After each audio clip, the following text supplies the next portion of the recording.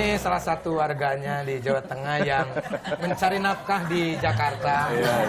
Alhamdulillah nggak ngerepotin di Jakarta. Ya enggak lah, saya orangnya nggak mau lah ngerepotin orang. Justru itu saya kasih tahu. Iya. Ini salah satu sahabat saya yang sudah saya anggap emak sendiri, Pak.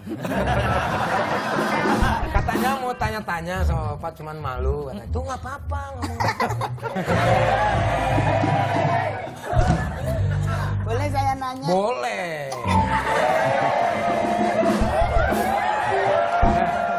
Ntar sobek lagi. Ntar sobek lagi baju gitu-gitu sobek semuanya. Jangan gitu. Ini Pak Ganjar itu kan punya Twitter. Makanya aku Twitter. Nggak apa-apa. Twitter. Georgi aku. Oke. Punya Twitter. Dan yang nge-tweet Pak Ganjar itu kan banyak banget. Dan Iya. selalu terbalas. Iya. Itu yang balas itu Bapak sendiri atau asisten Bapak? Iya. Ini selalu ditanyakan orang, baik di Twitter maupun pertemuan. Saya jawab rahasia. Kalau rahasia nggak boleh dikasih tahu. Nggak bisa dikasih tahu. Ini rahasia. Tapi Mbak Nunung, saya coba hampir semuanya ada waktu pas terjawab. Pasti terjawab. Iya. Jadi Bapak langsung yang jawab? Jadi ada beberapa yang orang itu tidak percaya karena bahasa saya kadang-kadang jadi bahasanya dia. Umpama ada yang agak kasar begitu ya. Gubernur kasar kan boleh juga kan? Boleh, manusia. Manusia, Sule aja boleh, masa saya nggak boleh. Jadi pada saat seperti itu, Mbak Nunung diajar, loh ini gubernur kok jawabannya kasar begitu.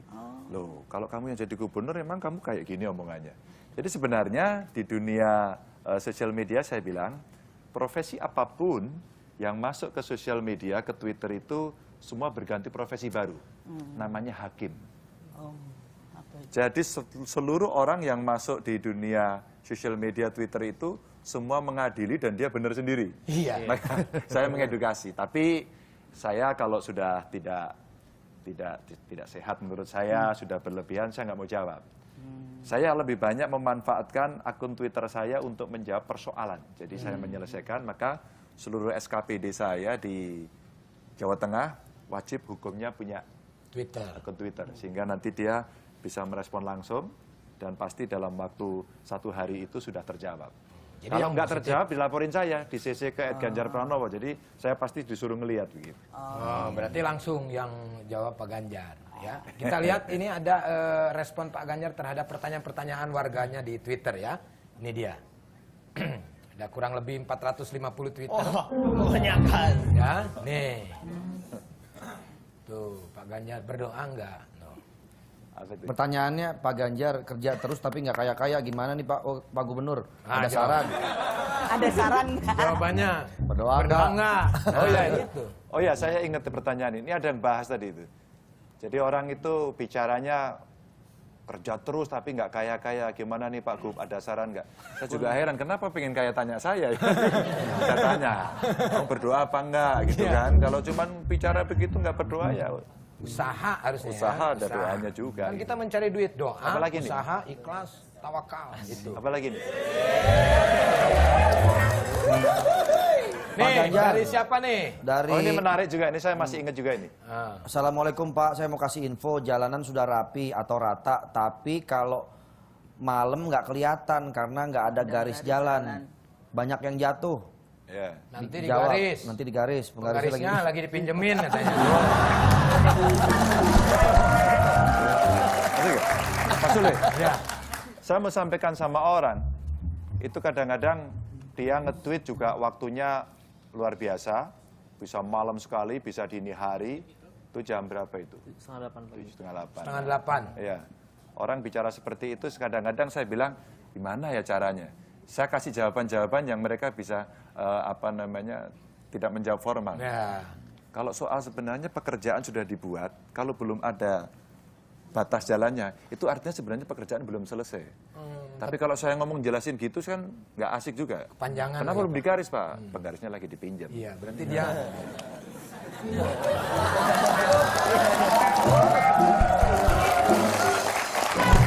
Terus dengan jawaban seperti ini lebih akrab dengan mereka ya Pak ya? Saya pernah bicara soal akrab, Mas Sule. Begini, saya tanyanya begini. Kamu udah lihat belum? Kamu udah baca belum begitu? Kok kamu Pak kasar amat? Saya ganti. Anda gimana? Sudah lihat belum? Anda sudah baca belum? Anda kelihatannya jauh Pak. Terus maumu apa? Dibilang kamu kasar, akhirnya saya ngomong, lebih baik kamu, Anda, panjenengan orang Solo, ya kan? Panjenengan, you, yang mana? Yang jawab siapa? Presiden Jan Cuker itu. Akhirnya yang jawab Mas Tejo, Sujiwo Tejo. Akhirnya jawab, nggak ada yang penting itu mau dijawab apa aja terserah katanya gitu. Terus jadi perdebatan soal istilah kedekatan. Sehingga sebenarnya kalau saya bicara kamu gitu saya merasa lebih dekat saja. Oh, berarti merekanya yang nggak tahu. Sensi kali ya? Iya, sensi. Oke. Susah ya? Oke. Sensinya tinggi. Tensi. Tensi itu mah. Solo. Tensi. Oke, kalau begitu kita langsung saja bacain Twitter yang sudah masuk nih Pak. Ya, ada 2 pertanyaan dan harus dijawab langsung. Atau enggak sudah dijawab langsung ya? Belum tahu. Kita lihat. Ini pertanyaannya dari Anggit Kiting. Ya. Di Hari Sumpah Pemuda, harapan apa yang belum Bapak wujudkan untuk pendidikan di Indonesia? Oke. Itu satu, langsung. Satu lagi. Satu lagi. Biar sekalian. Nah, yang kedua Ramadan Bandrek ya. Beda susah banget ya namanya. Pak, bagaimana cara mengatasi jomblo di Provinsi Jawa Tengah sendiri?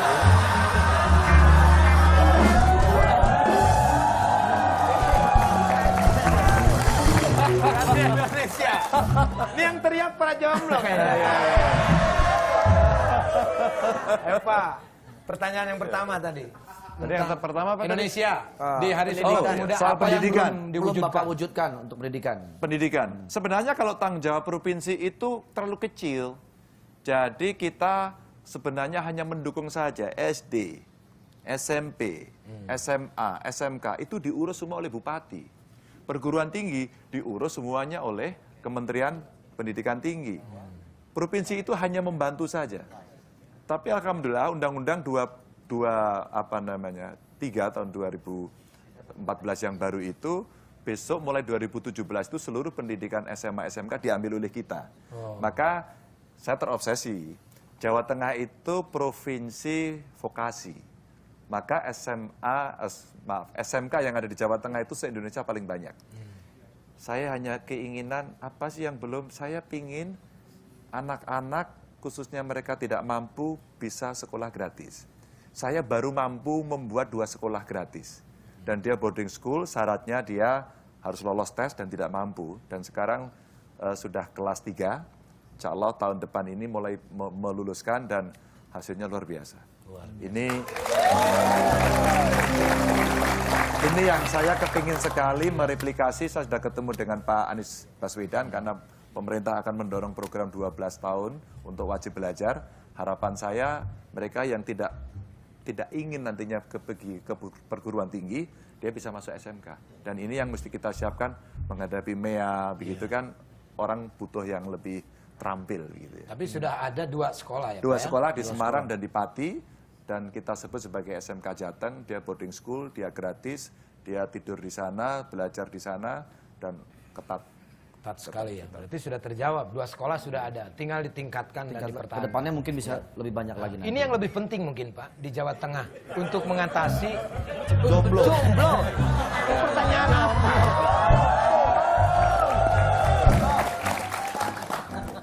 Itu kayaknya mesti dibuatin biro jodoh kali ya.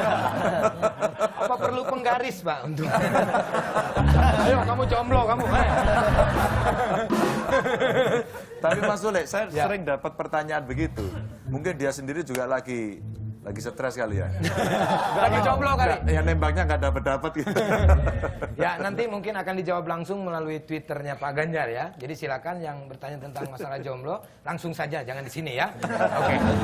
Oke. Selain dari Twitter juga rupanya ada beberapa warga Jawa Tengah yang telah merantau hingga luar negeri. Dan ini akan memberikan sebuah opini tentang Pak Ganjar. Ya, kita lihat. Ini dia. Pak Ganjar, Wah, saya itu ngefans banget sama Pak Ganjar. Waktu saya masih di Cilacap, jalanan jadi bagus. Terus juga bangunan-bangunan jadi apik. Pokoknya saya ngefans dan sekarang jadi kangen sama Mbok di Cilacap ya, Beb. Pak Ganjar tuh ya orangnya pinter banget sih ya. Dan senyumnya itu sih yang gemesin banget, susah dilupain. Nek menurutku sih ya, bar Pak Ganjar sing mimpin ki kabeh dadi luwih penak. Saiki dalan dadi api, pendidikan jelas, infrastruktur jelas, pokoknya banggalah aku dadi wong Jawa Tengah, enak lah pokoknya.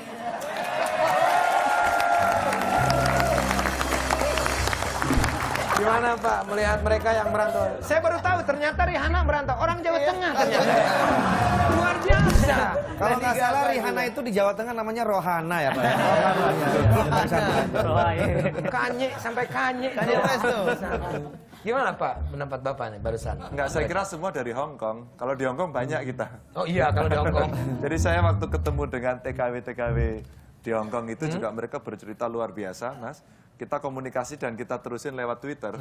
Sehingga mereka punya komunitas, bahkan komunitas yang di Banyumas itu punya semacam kelompok atau yayasan yang mendonasikan sebagian kekayaannya dipakai untuk pengembangan desa-desanya. Jadi sebenarnya ya mungkin yang tadi penampilannya kayak mereka-mereka itu juga, gitu ya.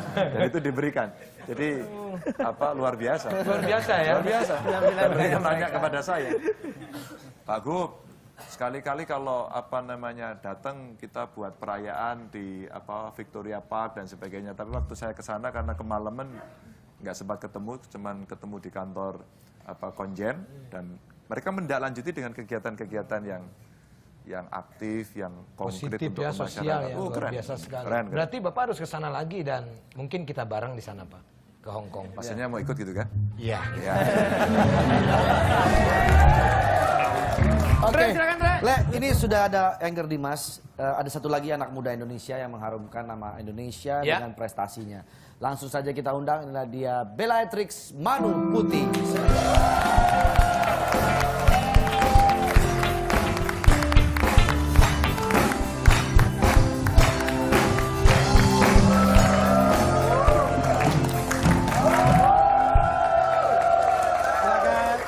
Wah, ini mah tahun, Re. Mas, Pemain kamu bulu. pulang dulu. Sini dulu. Di sini. Sini dulu. Mau kemana? Kantinku nggak ada yang jaga ya. Ya, buat pemirsa di rumah, sebagian atau seluruh Indonesia pasti tahu siapa dia. Dia adalah seorang yang berkecimpung di dunia atlet, yaitu atlet bulu ya. Bulu apa? Belum beres, lu udah nyamber aja. Atlet bulu tangkis. Nanti kita akan ngobrol-ngobrol di sini aja.